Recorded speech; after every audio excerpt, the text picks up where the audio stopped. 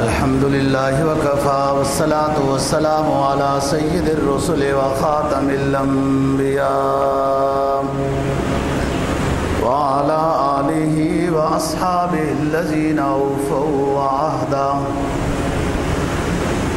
الذين هم خلاصة العرب العرباء وخير الخلائق بعد الأنبياء. أما بعد فأعوذ بالله من الشيطان الرجيم. بسم الله الرحمن الرحيم.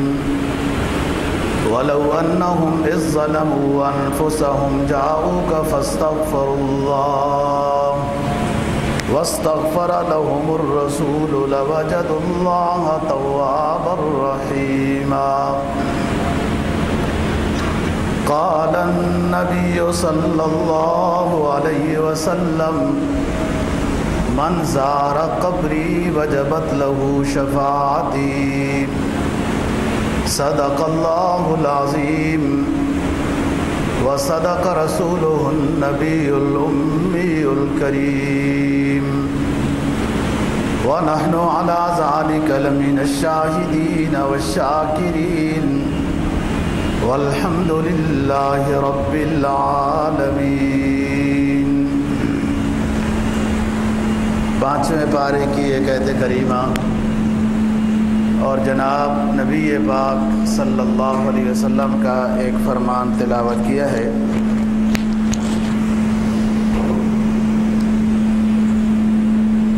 جس کا مفہوم یہ ہے وَلَوْ أَنَّهُمْ إِذ ظَّلَمُوا أَنفُسَهُمْ جَاءُوكَ فَاسْتَغْفَرُوا اللَّهَ. اگر لوگوں سے زیادتی ہو گئی، گناہ ہو گئے، تو اے نبی وہ آپ کے پاس آئیں اور استغفار کی دعا کی درخواست کریں کہ ہمارے لیے اللہ سے معافی کرا دیں. واستغفر لهم الرسول، اور پھر نبی پاک صلی اللہ علیہ وسلم ان سے گناہ پوچھتے ہیں اور اللہ سے ان کے گناہوں کی معافی چاہتے ہیں، تو اللہ تعالیٰ ان لوگوں کے گناہوں کو معاف کر دیں گے. یعنی کچھ لوگ نبی پاک صلی اللہ علیہ وسلم کی خدمت میں آئے اور انہوں نے درخواست کی کہ ہم سے کوئی غلطی ہو گئی ہے، ہم سے کوئی غلطی ہو گئی ہے، اللہ سے آپ ہمارے لیے مغفرت کی دعا کریں. اور نبی پاک صلی اللہ علیہ وسلم مغفرت کی دعا کرتے ہیں اللہ تعالیٰ سے ان گنہگاروں کے لیے. تو لوجد اللہ تواب الرحیم، تو اللہ تعالیٰ نبی کی دعا کو رد نہیں کریں گے اور ان لوگوں کی مغفرت کر دیں گے جنہوں نے نبی سے آگے درخواست کی ہے کہ ہمارے لیے گناہوں کی معافی کرا دیں. جناب نبی پاک صلی اللہ علیہ وسلم کا جو فرمان تلاوت کیا ہے، اس کو علامہ نووی نے، حافظ ابن حجر العسقلانی نے اور دارقطنی نے، مسند بزار نے یہ روایت نقل کی. عبداللہ ابن عمر رضی اللہ تعالیٰ عنہ راوی ہیں، عرض کرتے ہیں کہ رسول پاک صلی اللہ علیہ وسلم نے فرمایا من زار قبری وجبت لہو شفاعتی، کہ جو شخص میرے روضے کی زیارت کے لیے آیا، قبر کی زیارت کے لیے آیا، تو اس کے لیے میری شفاعت کرنا واجب ہو گئی ہے. میں اس کے لیے سفارش کروں گا، اللہ اس کی مغفرت کر دے. دوستو، آج کی گزارشات میں مدینہ طیبہ کی حاضری کیسے ہو، نبی پاک صلی اللہ علیہ وسلم کے روضے کے پاس کیسے جائے، کیسے درود کی ترتیب ہو، کتنا درود پڑھنا چاہیے، کس طرح ادب سے رہنا چاہیے، یہ گزارشات عرض کرنی ہے. جمہور امت، جمہور امت، جن میں ایک دو بندے مستثنیٰ ہیں، باقی تمام محدثین، تمام فقہا، تمام صوفیاء ائمہ کا مسلک ہے کہ نبی پاک صلی اللہ علیہ وسلم کے روزے کی زیارت کی نیت سے مدینہ طیبہ کی حاضری میں زیادہ ثواب ہے۔ نبی کے روزے کی زیارت، کہ وہاں کی حاضری ہو، درود و سلام پیش کیے جائیں۔ جن حضرات نے اس چیز میں کچھ کلام کیا ہے، مجھے سمجھ نہیں آتا کہ انہوں نے کیا بات کی ہے کہ عام قبرستان میں جانے کی فضیلت ہے۔ عام قبرستان میں جانے کی فضیلت ہے، حدیث میں اس کا ثبوت ہے۔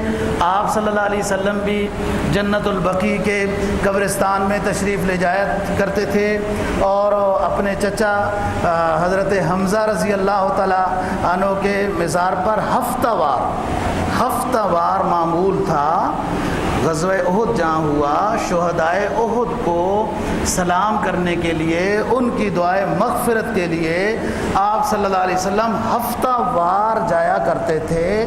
تو وہاں شہدائے احد کی قبریں تھیں نا، اور وہاں کیا تھا؟ جنت البقیع میں آپ جو تشریف لے جاتے اور وہاں دعا کرتے قبرستان والوں کے لیے، تو یہ قبرستان ہے۔ احادیث مبارکہ میں قبرستان میں جانے کی بہت فضیلت ہے۔ وہاں شرک وغیرہ ایسی چیز نہیں کرنی ہے، ان کے لیے دعائے مغفرت کرنی ہے، فاتحہ پڑھنی چاہیے، کچھ قرآن کا حصہ یاد ہے وہ پڑھنا چاہیے، اور سب کے لیے دعا کرنی چاہیے۔ حضرت عثمان غنی رضی اللہ تعالیٰ عنہ کا یہ فرمان ہے کہ میرے دل میں جب کچھ سختی آ جاتی تھی کہ رونا نہیں آتا تھا، دعا میں سختی آ جاتی تھی، تو میں پھر جنت البقیع میں چلا جاتا تھا۔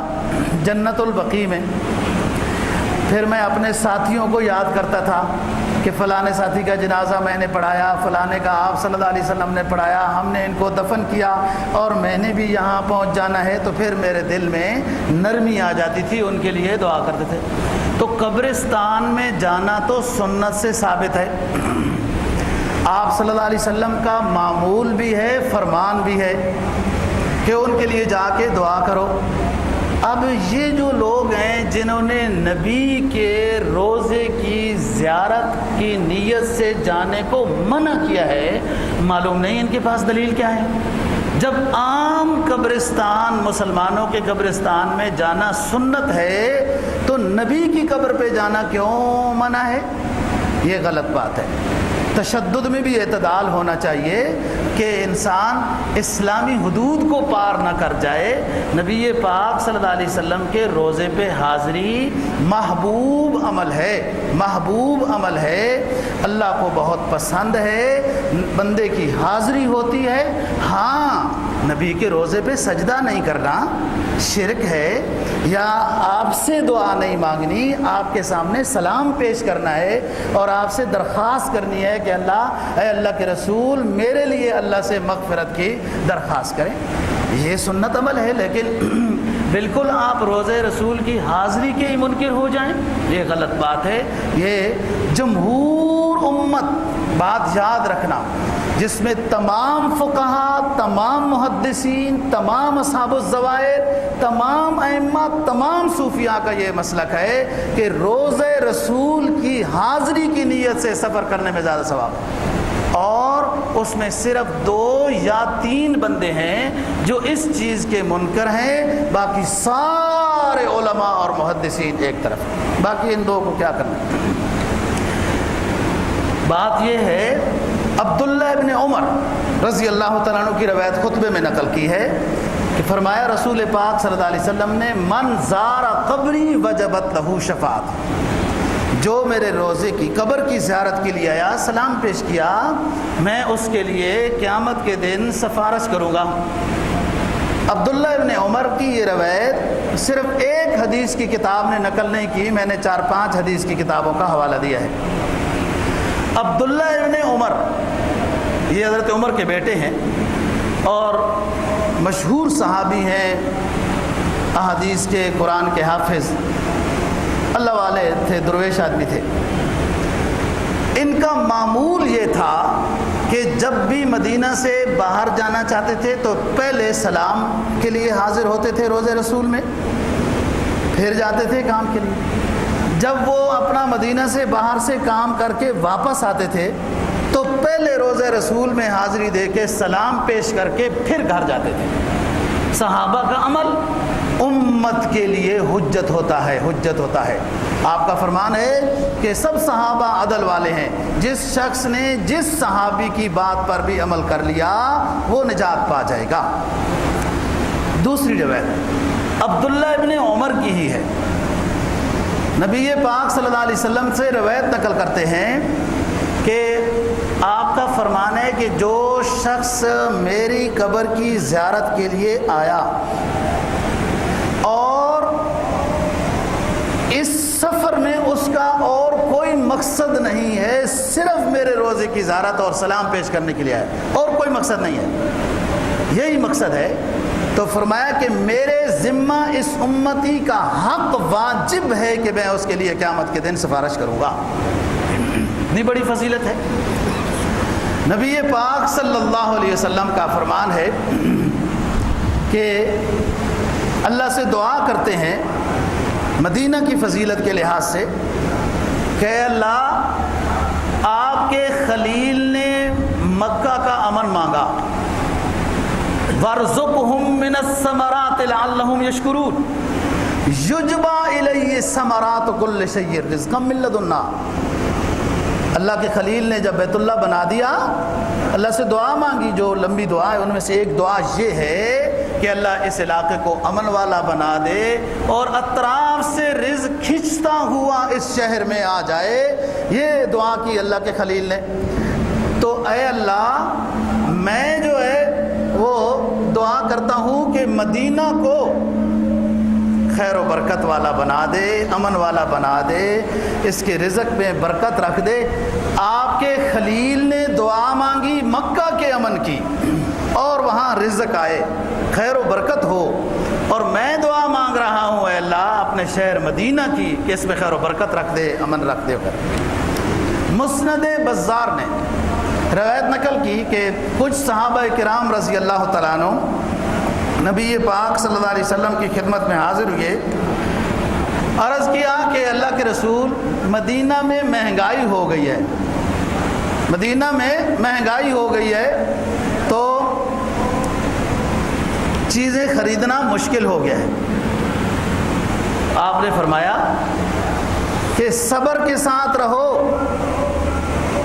مدینہ میں صبر کے ساتھ رہو، خوشی کے ساتھ رہو، کوئی بات نہیں، مہنگائی ہو گئی ہے، ٹھیک ہو جائے گی مہنگائی۔ میں نے مدینہ کے مد میں، سا میں، پیمانے میں جس سے کاروبار کیا جاتا ہے، میں نے مدینہ کے مد، سا، کاروبار کے بارے میں برکت کی دعا کر دی ہے۔ اللہ مدینہ کے کاروبار میں، کھانے پینے میں برکت دے گا۔ مہنگائی ہو گئی ہے، صبر کے ساتھ رہو، خوشی کے ساتھ رہو، برکت کی دعا کر دی ہے۔ ایک کا کھانا 2 کے لیے کافی ہے، 2 کا کھانا 4 کے لیے کافی ہے، 5 کے لیے کافی ہے، 4 کا کھانا 6 کے لیے کافی ہے۔ یوں صبر کے ساتھ رہو۔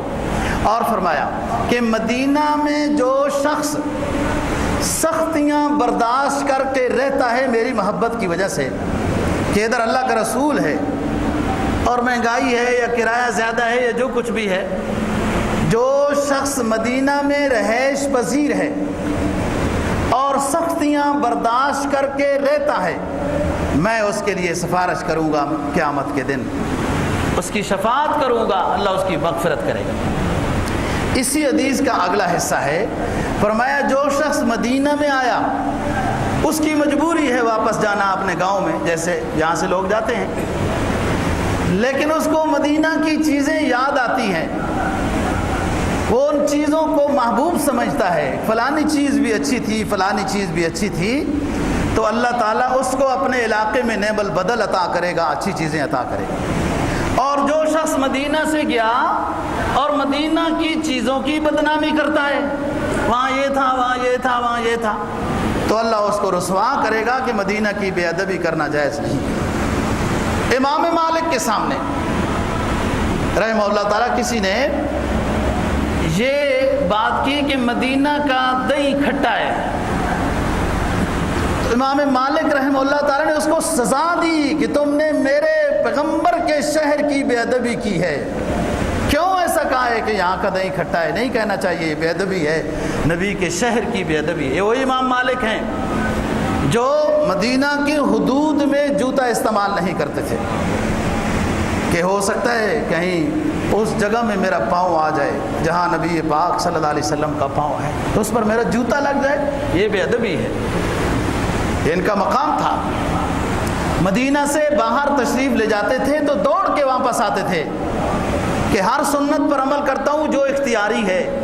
مدینہ میں موت غیر اختیاری، میرے اختیار میں نہیں ہے، لیکن باہر جلدی جاتے ہیں تو واپس جلدی آ جاتے ہیں کہ تاکہ مدینہ میں موت آئے، مدینہ سے باہر موت نہ آئے، اس سنت پر بے عمل جائے کہ میرے پیغمبر کی روح جب جس جسم سے جدا ہوئی تو مدینہ میں تھے، میں بھی مدینہ میں۔ محبت کی بات ہے۔ بات یہ ہے دوستو، مسجد نبوی کی فضیلت، مدینہ کی فضیلت بھی، لیکن نبی پاک صلی اللہ علیہ وسلم کے روز کی حاضری اور وہاں بار بار سلام پیش کرنا بہت فضیلت کی بات ہے۔ لوگوں نے دوستو حقیقی ادب کیے، سنت کے پیروکار بنے، ایک ایک سنت کو زندہ کیا، اور ادنا بے ادبی بھی رسول اللہ صلی اللہ علیہ وسلم کی برداشت نہیں کی ہے۔ حضرت علی رضی اللہ تعالیٰ عنہ کا گھر قریب تھا۔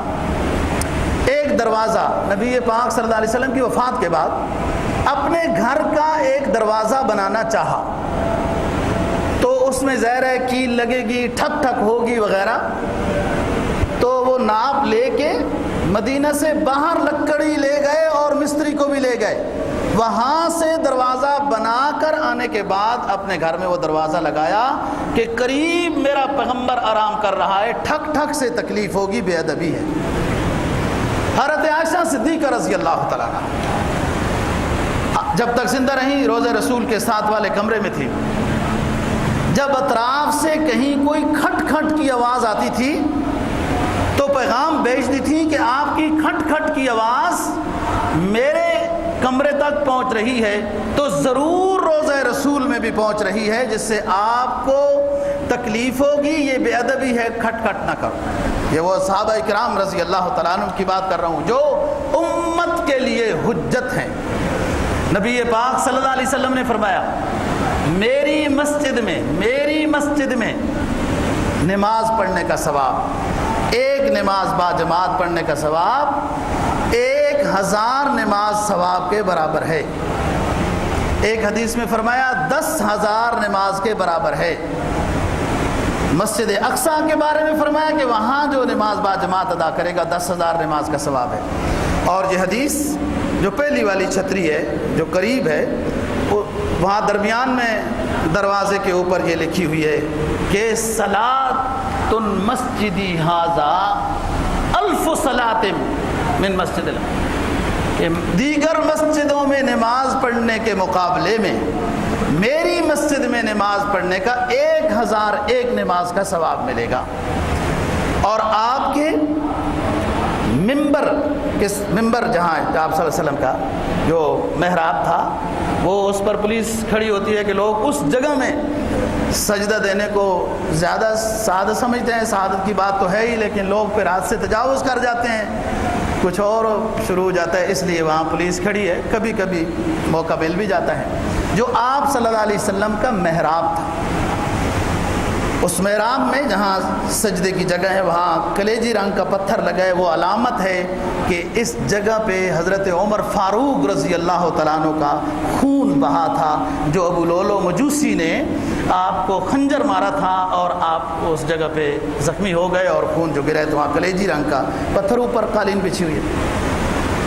جو آپ کا محراب ہے، اس محراب کے اوپر لکھا ہوا ہے کہ ما بین بیتی و ممبری روضۃ من ریاض الجنہ، میرا ممبر اور میرے گھر کے درمیان میں جتنا علاقہ ہے یہ روضۃ من ریاض الجنہ ہے، یہ جنت کے باغوں میں سے ایک باغ ہے۔ ریاض الجنہ میں کوئی شخص ایسا نہیں، حالانکہ جگہ تو چھوٹی سی ہے، لاکھوں دنیا ہوتی ہے، کوئی کوئی شخص ایسا نہیں جو یہ کہہ سکے کہ میں ریاض الجنہ میں نہیں جا سکا۔ دنیا میں جب ریاض الجنہ میں اللہ نے پہنچایا، اللہ سے فضل کی امید ہے، اللہ آخرت بھی ریاض الجنہ عطا کرے گا۔ تو بات یہ ہے دوستو کہ مدینہ میں ادب سے رہنا، کثرت سے درود و سلام پڑھنا، نماز با جماعت کی حاضری، یہ بہت بڑی سعادت ہے۔ نبی پاک صلی اللہ علیہ وسلم کا فرمان ہے کہ جس شخص نے 70 مرتبہ میرے روزے کے قریب کھڑے ہو کے درود سلام پیش کیا، الصلاۃ والسلام علیک یا رسول اللہ، جو سلام یاد ہے، کم از کم 70 مرتبہ جس نے روزے رسول کے قریب سلام پیش کیا، اللہ اس کے سلام کو قبول کرے گا، اور اس کے بعد اللہ سے جو مانگے اللہ وہی عطا کرے گا۔ جو مانگے، ہر بندے کی حاجت ہوتی ہے، ہر نماز میں جائے 70 مرتبہ سلام پیش کرے، اس کے بعد حاجت مانگے، پھر جائے حاجت مانگے، پھر جائے حاجت مانگے۔ مدینہ میں حاضری کا سب سے اونچی سوغات وہ درود و سلام ہے، اور با ادب فضول باتیں مسجد میں بیٹھ کے اور وغیرہ اونچی باتیں کرنا۔ حضرت عمر فاروق رضی اللہ تعالیٰ عنہ مسجد نبوی میں بیٹھے ہیں، کچھ لوگ باتیں کر رہے تھے، آپ نے یوں کنکری پھینکی اور ان کو بلایا، کہا کہاں سے آئے ہو، اونچی اونچی باتیں کرتے ہو مسجد نبوی میں؟ کہا مسافر ہیں، طائف سے آئے ہیں۔ حضرت عمر فاروق رضی اللہ تعالیٰ عنہ نے فرمایا کہ اگر تم مسافر نہ ہوتے تو آج میں تمہیں سزا دیتا، کوڑے مارتا، تم یاد رکھتے کہ روزہ رسول کے قریب بیٹھ کر اونچی آواز نہیں کی جاتی۔ اور یہ ادب کا پہلو دوستو، نبی پاک صلی اللہ علیہ وسلم کے زمانہ حیات ہو یا دنیا سے آپ پردہ کر گئے ہوں، ادب کا لحاظ ہر حال میں رکھنا ضروری ہے۔ خواہ آپ روزے میں آرام کر رہے ہیں یا آپ دنیا میں موجود تھے، بظاہر جو نظر آ رہے تھے، دونوں حالتوں میں ادب واجب ہے۔ اے زائر بیت نبوی یہ یاد رہے تجھ کو، اے زیارت کرنے والے، روزے رسول کی زیارت کرنے والے، یہ یاد رہے تجھ کو، اے زائر بیت نبوی یہ یاد رہے تجھ کو کہ یہاں بے قاعدہ جنبش لب بے ادبی ہے، یہاں بے قاعدہ ہونٹوں کو ہلا دینا بھی بے ادبی ہے۔ کوئی ایسی بات کر دینا جس میں گستاخی ہو تو بہت بری بات ہے۔ تو جناب نبی پاک صلی اللہ علیہ وسلم کا فرمان نقل کر رہا ہوں، آپ نے ایک مقام پہ فرمایا کہ حرمین میں سے جو شخص ان دونوں حرمین میں سے جس جگہ وفات پائے گا، خواہ مکہ میں یا مدینہ میں وفات پاتا ہے، تو میدان حشر میں وہ امن والا اٹھایا جائے گا، گھبراہٹ اس کو نہیں ہوگی، اور وہ میرا پڑوسی ہوگا۔ گھبراہٹ اس کو نہیں ہوگی جو مدینہ میں مرا یا مکہ مکرمہ میں مرا۔ جب میدان حشر میں اٹھایا جائے گا، دنیا پریشان ہوگی، گھبراہٹ میں مبتلا ہوگی، وہ شخص گھبراہٹ میں نہیں ہوگا اور ہمارا پڑوسی ہوگا۔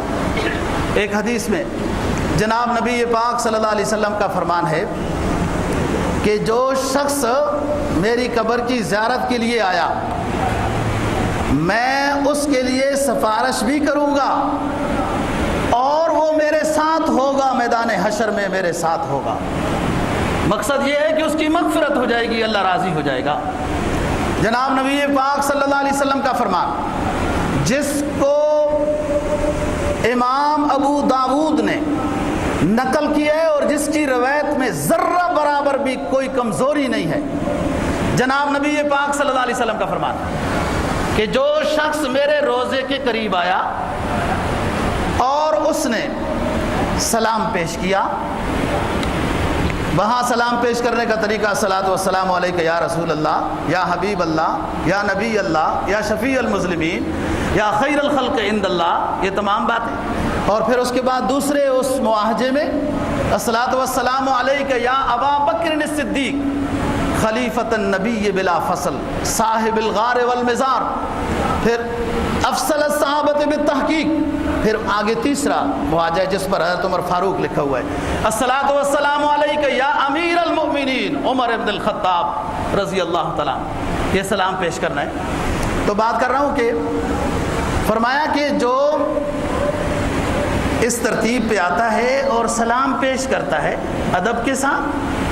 پھر اس کے بعد دوسری معاہجے میں جب سامنے جاتا ہے تو حضرت ابو بکر صدیق رضی اللہ تعالیٰ عنہ کے اوپر سلام پیش کرتا ہے. پھر آگے تھوڑا سا ایک قدم بھی نہیں کہ حضرت عمر فاروق رضی اللہ تعالیٰ عنہ کا نام لکھا ہوا ہے اور حضرت عمر فاروق رضی اللہ تعالیٰ عنہ پر سلام پیش کرنے کے بعد نکلتا ہے. پھر دعا کرے. تو حاضری کا طریقہ کہ مسجد نبوی میں مدینہ طیبہ میں ایک تو بے ادبی نہیں ہونی چاہیے. کوئی ساتھی بات کر بھی رہا ہو اسے سمجھا دیا جائے یا اس مجلس سے اٹھ جائے. کوشش کرے کوئی بے ادبی نہ ہو اور ان کے خلاف بات بھی نہ ہو. منع بھی ہے کہ عربوں کے خلاف باتیں نہ کرو وغیرہ. اور دوسری بات کہ کثرت سے مدینہ کی سوغات میں سے یہ ہے کہ کثرت سے درود و سلام پڑھے جتنا ہو سکے. پھر یہ حاضری کب نصیب ہوگی کیسے ہوگی بار بار. اور پھر کوشش کرے کہ نبی پاک صلی اللہ علیہ وسلم کے قریب روزے کے جو ریاض الجنہ ہے اس کی تھوڑی سی ایسے کریم کلر ہلکا سا وہ اس کی رنگ کی طرف مائل ہے. وہ ریاض الجنہ میں جو قالین بچھی ہوئی ہے وہ علامت ہے. اور ستونوں پر بھی ایسے ہلکے سے ہاف وائٹ کی ماربل لگا ہوا ہے اور ان پر لکھا بھی ہوا ہے کہ استوانہ عائشہ وغیرہ وہ علامت ہے ریاض الجنہ. میں جو حدیث نقل کر رہا ہوں امام ابو داود نے حدیث نقل کی. تمام ائمہ کا اس کے اوپر اتفاق ہے. کسی مسلک کا کوئی اس میں اختلاف نہیں ہے. ہاں امام احمد بن حنبل ہو امام مالک ہو امام شافعی ہو امام اعظم ابو حنیفہ رحمۃ اللہ. کوئی کونے میں بیٹھ کے کوئی اعتراض کرتا رہے تو اس سے کیا ہے. لوگوں نے تو اسلام پر بھی اعتراض کر دیا اللہ پر بھی کر دیا ہے اس سے کیا فرق پڑتا ہے. امام ابو داود کی حدیث جناب نبی پاک صلی اللہ علیہ وسلم کا فرمان ہے جس نے میرے روزے کے پاس آ کے مجھ پر سلام پیش کیا اللہ میری روح کو واپس کرتا ہے میرے جسم میں اور میں اس امتی کو اس کے سلام کا جواب خود دیتا ہوں. یہ حدیث ہے. اور میں نے بتایا کہ اس میں کوئی کسی کا کوئی کلام نہیں ہے کوئی اعتراض نہیں ہے. ہوتا ہے نا راویوں میں کوئی اشکال وغیرہ اس طرح کی کوئی بات نہیں. اور یہی مسجد نبوی کے ائمہ کا حرمین کے مفتیوں کا سب کا یہی مسلک ہے کہ نبی پاک صلی اللہ علیہ وسلم کے روزے کے قریب جا کے جب انسان درود و سلام پیش کرتا ہے تو نبی پاک صلی اللہ علیہ وسلم سنتے ہیں اور اس کا جواب دیتے ہیں. تو بات یہ کر رہا ہوں دوستو ایک تو ادب کا پہلو ضروری ہے اور دوسرا نماز با جماعت کا اہتمام ہو. بس وہاں بیٹھے ہیں مسجد نبوی میں تو وہاں بھی درود شریف پڑھتا رہے. جب وہ آہستہ آہستہ چل کر جاتا ہے تو وہاں بھی بالکل دل میں بھی درود شریف نہیں ہے اور بہت اونچی آواز کے ساتھ بھی یہ ایسا نہیں. بس اتنی آواز کے ساتھ والے کو آواز جا رہی ہے الصلاۃ والسلام علیک یا رسول اللہ الصلاۃ والسلام علیک یا حبیب اللہ. آپ یہ سوچیں کہ اللہ یہ سعادت نصیب کر دے کہ نبی کی زیارت نصیب ہو تو آپ کس طرح گفتگو کریں گے. دل میں گفتگو کریں گے تو بھی تکلیف ہوگی. بندہ بار بار پوچھے گا کیا بات ہے کیا بات ہے. یہ بھی عزائے مسلم ہے. بعض لوگ بہت آہستہ بات کرتے ہیں جو دوسرے کو پہنچتی ہی نہیں ہے وہ بار بار بندہ پوچھتا ہے. اور بہت اونچی آواز کے ساتھ بات کرنا یہ بھی بے ادبی ہے. درمیانی بات ہو جیسے آپ کو زمانہ حیات میں زیارت نصیب ہوتی تو سرکار کے سامنے کیسے کتنے اونچے آواز کے ساتھ آپ بات کرتے اس کا لحاظ رکھ کے الصلاۃ والسلام علیک یا رسول. اور 70 مرتبہ میں وہ کچھ منٹ بھی نہیں لگتے بس ایک ستون کے ساتھ تھوڑا کھڑا ہو جاتا ہے پھر وہ کہتا ہے حاجی یلا تو تھوڑا سا آگے آ کے تو پھر تھوڑے ہو جاتا ہے. آپ اپنے ترتیب کے ساتھ اس گنتی کو پورا کریں تو انشاءاللہ سعادت نصیب ہوگی. تو بات یہ ہے کہ ادب کا پہلو دونوں مقام پہ ضروری ہے. ہاں آپ حیات تھے یا دنیا سے چلے گئے قرآن کا اٹل فیصلہ ہے. فرمایا ایھا الذین آمنوا لا ترفعوا اصواتکم فوق صوت النبی یا ایھا الذین آمنوا لا ترفعوا اصواتکم فوق صوت النبی ولا تجهروا له بالقول كجهر بعضكم لبعض ان تحبط اعمالكم وانتم لا تشعرون. اے ایمان قریب جاؤ تو اپنی آوازیں اونچی نہ کرو، جاہلوں کی طرح تم اگر اونچی آوازیں کرو گے میں ناراض ہو جاؤں گا، تمہارے اعمال کو ضائع کر دوں گا، برباد کر دوں گا اور تمہیں پتہ بھی نہیں چلے گا۔ یہ ادب ہے نبی کا، زمانہ حیات ہو یا دنیا سے آپ رخصت ہو، وہاں تو آپ درود شریف خود سن رہے ہیں۔ محمد بن عبید اللہ بن عمر العتبی، یہ مشہور محدث ہیں، کہتے ہیں میں روضہ رسول کے قریب ریاض الجنہ میں بیٹھا تھا کہ ایک دیہاتی شخص آیا، مسجد نبوی کے باہر اس نے اونٹ کو باندھا اور قریب آ کے بیٹھ گیا، روضہ رسول کے قریب بیٹھ گیا۔ یہ آیت پڑھتا ہے، 5ویں پارے کی یہ آیت بار بار پڑھتا ہے اور روتا ہے۔ فرمایا وَلَوْ أَنَّهُمْ إِذ ظَّلَمُوا أَنفُسَهُمْ جَاءُوكَ فَاسْتَغْفَرُوا اللَّهَ وَاسْتَغْفَرَ لَهُمُ الرَّسُولُ لَوَجَدُوا اللَّهَ تَوَّابًا رَحِيمًا۔ وَلَوْ أَنَّهُمْ إِذ ظَّلَمُوا أَنفُسَهُمْ جَاءُوكَ فَاسْتَغْفَرُوا اللَّهَ، اے میرے محبوب پیغمبر، گناہگار جب آپ کے قریب آ جائیں، آپ سے درخواست کریں اے ہمارے رسول، رب سے ہمارے گناہوں کی مغفرت طلب کیجئے، اے میرے محبوب پیغمبر، ان گناہگاروں کی جب آپ نے مجھ سے مغفرت طلب کی تو میں ان کے گناہوں کو معاف کر دوں گا۔ یہ وہ بدوی، وہ بدو صحابی جس نے، ممکن ہے تابعی ہو، بات کہو صحابی، مسجد نبوی کے باہر جس نے اونٹ کو باندھا، روضہ رسول کے قریب آ گیا، اب روتا ہے، درخواست کرتا ہے اے اللہ کے رسول، زندگی میں تو آپ کی زیارت نصیب نہیں ہوئی، آپ کے قریب بیٹھ کے آپ کے گناہ، اپنے گناہوں کی معافی چاہتا، یہ قسمت میں نہیں تھا، آج آیا ہوں۔ ایت میں یہ فرمایا گیا ہے جو نبی کے قریب آ جائے اور نبی سے درخواست کرے کہ رب سے ہمارے گناہوں کی معافی چاہو، نبی گناہوں کی معافی مانگے تو معاف کر دوں گا۔ یہ ایت پڑھتا ہے، سلام پیش کرتا ہے وہ بدو اور عرض کرتا ہے اللہ کے رسول، یہ سلام ہے، یہ میرا نذرانہ عقیدت ہے، اس کو قبول کیجئے، اور میں گناہگار امتی ہوں، میں گناہگار امتی ہوں، میرے گناہوں کی اللہ سے معافی چاہیے۔ پھر وہ اشعار پڑھتا ہے جو اشعار آج بھی روضہ رسول کے اوپر لکھے ہوئے ہیں۔ فرمایا یا خیر من دفنت فی القاع اعظمہ، یا خیر من دفنت فی القاع اعظمہ، فطاب بطیبہن القاء ولکم، نفس الفداء لقبر انت ساکنہ، وفی العفاف وفی الجود والکرم، انت الشفیع الذی ترجى شفاعته علی الصراط اذا ما زلت القدم، وصاحباک لا انساہما ابدا، وصاحباک لا انساہما ابدا، منی السلام علیکم ما جرى القلم۔ کہتا ہے یہ بدو یا خیر من دفنت فی القاع اعظمہ،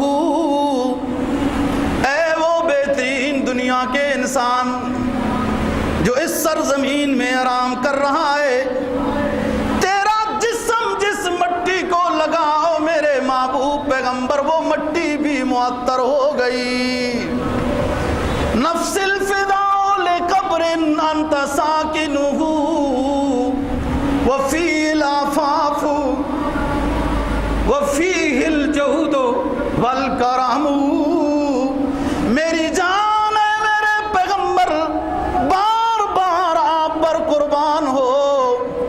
یا آپ کے زمانے حیات میں آتا، یہاں سے ہدیہ بھی پاتا، دعائیں بھی لیتا، اللہ سے آپ میرے لیے مغفرت کی دعا بھی کرتے، آپ کی زیارت سے میں مستفید ہوتا، لیکن یہ تو مجھے نصیب نہ ہو سکا۔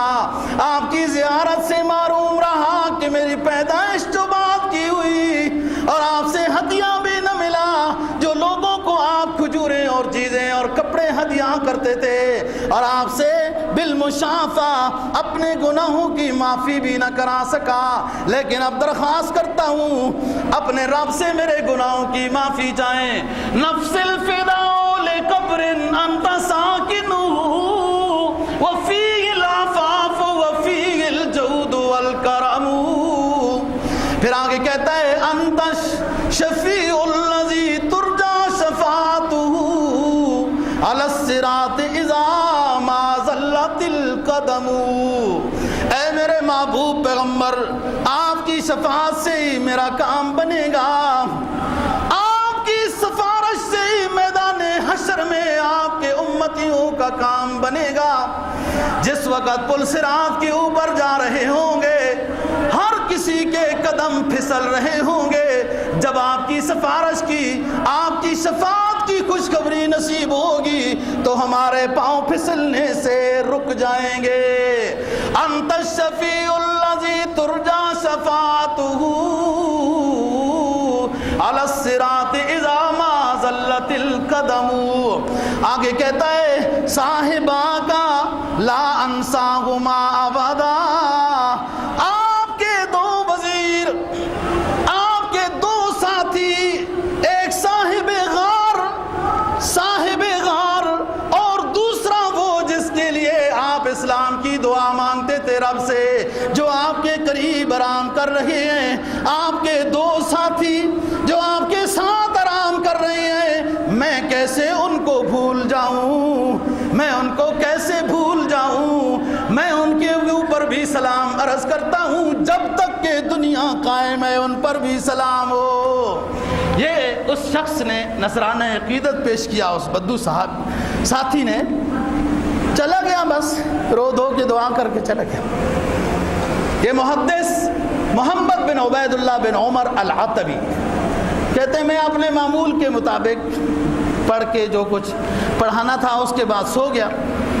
جب میں سو گیا، رسول اللہ صلی اللہ علیہ وسلم کی زیارت مجھے نصیب ہوئی۔ آپ نے فرمایا عتبی جاؤ اس بدو کو ڈھونڈو جس نے میرے اوپر یہ اشعار پڑھے اور اللہ سے مغفرت کی درخواست کی تھی، اس بدو کو ڈھونڈو، اس دیہاتی بندے کو ڈھونڈو اور اس کو جا کے بتاؤ کہ نبی پاک صلی اللہ علیہ وسلم نے مجھے بتایا کہ میں نے تیرے گناہوں کی مغفرت کی سفارش کی اور رب نے نقد سفارش قبول کر لی، تجھے معاف کر دیا۔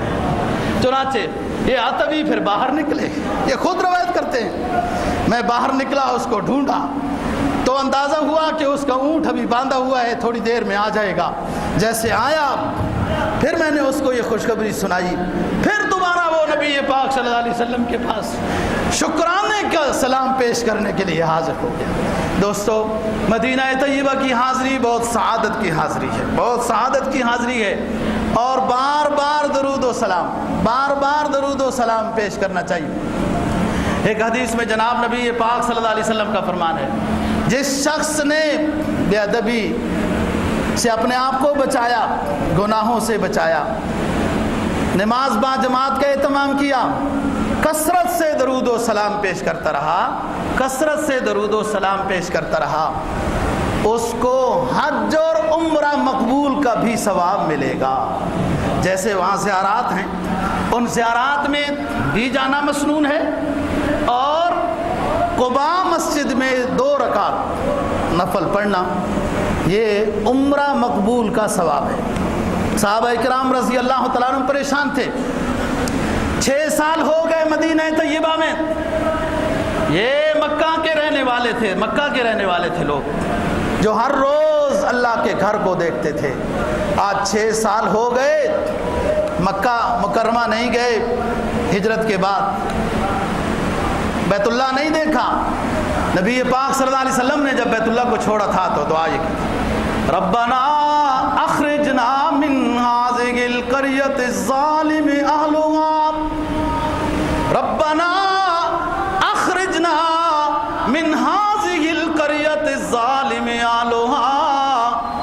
وجعلنا من لدنک ولیا وجعلنا من لدنک نصیرا۔ اے میرے دادا کے اللہ، دادا کے بنائے ہوئے اللہ کے گھر، ابراہیم علیہ السلام، اے میرے دادا ابراہیم کے بنائے ہوئے اللہ کے گھر، تجھے چھوڑنے کا دل تو نہیں چاہتا، لیکن مکہ کے سنگ دل یہاں رہنے نہیں دیتے۔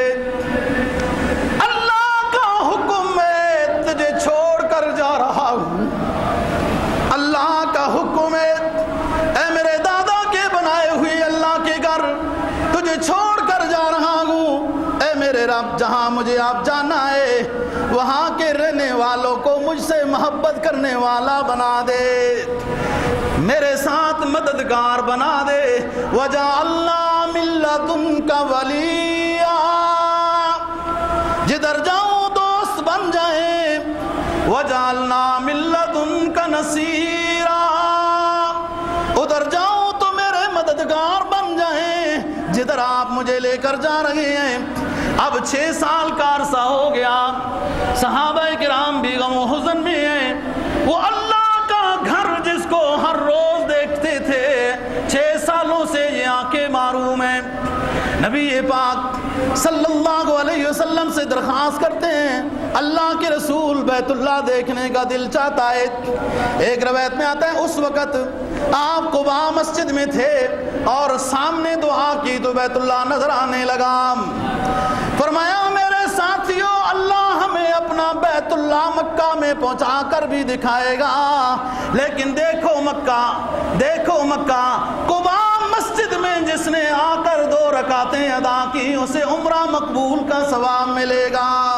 یہ زیارات ہیں مدینہ طیبہ کی دوستو، یہ زیارات ہیں کہ غزوہ احد پہ حاضری، وہاں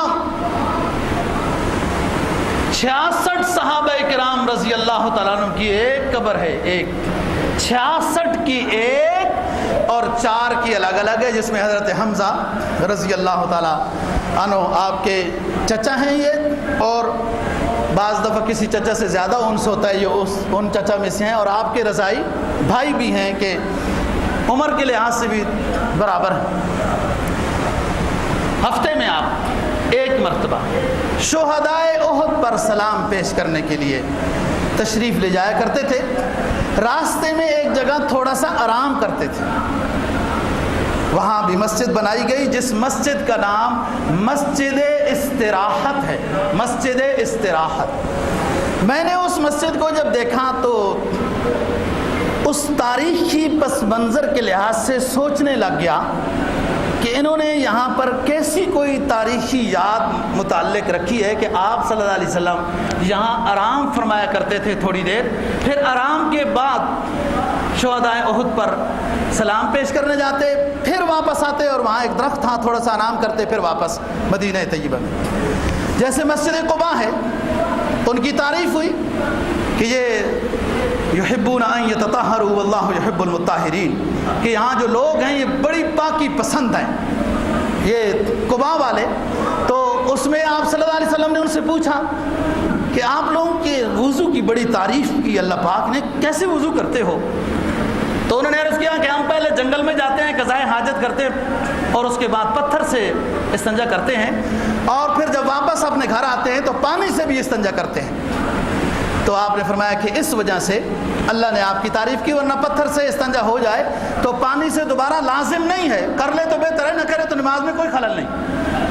انہوں نے اس تاریخی بات کو کیسے زندہ رکھا؟ قباء میں جو ان حضرات نے جو مسجد بنائی کہ وہاں پر جو وضو خانہ بنایا، ہر بندہ جو وضو کرتا ہے اس کی چھینٹ بھی دوسرے پر نہیں پہنچتی۔ ایک نمایاں بات رکھی مسجد قباء کے وضو خانے میں اس تاریخی بات کو زندہ رکھنے کے لیے۔ تو میں جب مسجد استراحت میں گیا جو مدینہ طیبہ میں احد کے راستے پہ ہے، تو میں سوچتا رہا کہ یہاں پر تاریخی بات انہوں نے کس طریقے سے زندہ رکھی ہے۔ مجھے سوچنے کے بعد، ہر چیز پر نظر ڈالنے کے بعد 2-3 چیزیں ملی۔ ایک تو یہ کہ وہاں تکیے رکھے ہوئے ہیں مسجد میں، امام صاحب کے لیے بھی تکیے ہیں، پیچھے بھی تکیے ہیں، جو بھی تکیے کے ساتھ ٹیک لگا کے استراحت کو زندہ رکھا۔ دوسری بات، ماشاءاللہ آل سعود مسجد بنانے میں اپنی مثال کھوتے ہیں، بہت خوبصورت مسجد، ایک سے ایک خوبصورت مسجد بناتے ہیں۔ اللہ نے اسی برکت سے ان کو نوازا، اللہ اور نوازے، یہ ہماری عزت ہے، اسلام کی عزت ہے۔ ورنہ ہمارے ہاں تو مسجد ایسی ہوتی ہے کہ گھر بڑے عالی شان، ایک ایک باتھ روم پر لاکھوں روپے لگ گئے، اور مسجد میں اگر اعلیٰ قالین بھی بچھا دی جائے تو لوگ کہتے ہیں وہ جی مولوی صاحب بہت زیادہ آرام دہ بچھا دیے، وہ اس طرح ہونی چاہیے۔ ہاں، مطلب مسجد خراب سی ہو، اندر آؤ تو بو آنی چاہیے، جالے پڑے ہوئے ہوں، اتنی مٹی ہو، صفائی نہ ہو۔ یہ مومن کو یہ مسجد پسند ہے، ہرگز نہیں۔ اسلام پڑھو، پھر اس کے بعد بات کرنی چاہیے۔ مسجدیں خوبصورت ہوں، ان میں جو ضروریات ہیں وہ پوری ہونی چاہیے، صاف ستھری ہوں، اور اہل علاقہ کی تعمیرات کے مطابق کم از کم ہو، نہیں تو اس سے اعلیٰ ہوں۔ جو علاقہ کی عمارتیں ہیں کم از کم اس کے لیول کے برابر، نہیں تو اس سے اعلیٰ ہونی چاہیے۔ ہم نے 5 منزلہ مسجد بنائی الحمدللہ، آپ حضرات سب مل کر، تو لوگوں نے بڑے اعتراض کیے کہ ہمارا پلازا 2 منزل تو مسجد 5 کیوں بن گئی؟ وہ 5 بن گئی، اس کو کوئی نہیں گرا سکتا۔ تم زمین پہ آباد ہو، آسمانوں پہ چلے جاؤ، مسجد بن گئی ہے، باقی رہے گی، باقی رہ گئی ہے، باقی رہ گئی ہے۔ تمہارے پلازے 2 منزلہ تو 5 منزلہ تو کیا فرق پڑتا ہے؟ بات کر رہا ہوں دوستو مسجد استراحت کی۔ ایک تو وہاں تکیے پڑے ہیں، دوسری میں نے جب بات غور کی سمجھ آئی، اتنی اعلیٰ قالین بچھی ہوئی ہے، اتنی اعلیٰ قالین بچھی ہوئی ہے کہ جو مسجد نبوی اور مسجد حرام کی قالین سے بھی اعلیٰ ہے۔ اس کو استراحت کی بات کو انہوں نے اس طرح زندہ کیا۔ شہدائے احد پہ حاضری دیں، وہاں دیکھیں، سوچیں، 50 صحابہ میں سے جو چند تو باقی رہ گئے تھے جبل الرمات پر، وہ دوسروں نے یہ سمجھا کہ فتح ہو گئی ہے، نیچے اتر آتے ہیں۔ ذرا سی غلطی ہو گئی، اللہ کا نبی ناراض ہو گیا، ایک بات غلطی ہو گئی جی، ایک بات کی، اللہ کے نبی نے فرمایا یہاں سے نہیں ہٹنا۔ وہ فتح کے آثار دیکھے تو ہٹ گئے کہ فتح جو ہو گئی، ناراض ہو گئے، اللہ کے رسول صلی اللہ علیہ وسلم ناراض ہو گئے، اور بات کرنا بند کر دی قرآن کی۔ وہ استغفار کرتے تھے صحابہ کرام، اللہ نے سفارش کی۔ دوستو ایک بات نبی کی نہیں مانی، اللہ کا نبی ناراض ہو گیا، بات کرنا بند کر دی۔ یہ صحابی استغفار میں، توبہ میں، رونے میں لگے رہے۔ اللہ نے ان کی ادا پسند کر لی، اپنے حبیب پیغمبر کے سامنے سفارش کی کہ اے میرے حبیب، میں ان سے راضی ہو گیا، تو بھی راضی ہو جا۔ ایک بات کی غلطی یار، ہم بھی امتی ہیں، یومیہ کتنی سنتوں کے جنازے اٹھاتے ہیں، ٹھس سے مس بھی نہیں ہوتے، کوئی پرواہ بھی نہیں۔ قرآن کیا کہتا ہے؟ وَلَوْ كُنْتَ فَظًّا غَلِيظَ الْقَلْبِ لَانفَضُّوا مِنْ حَوْلِكَ وَلَوْ كُنْتَ فَظًّا غَلِيظَ الْقَلْبِ لَانفَضُّوا مِنْ حَوْلِكَ۔ اے نبی سختی نہ کیجئے، آپ کے قریب آتے ہیں، معاف کر دیجئے، استغفار کیجئے، وَشَاوِرْهُمْ فِي الْأَمْرِ، اور ان کو مشوروں میں بھی شریک کیجئے۔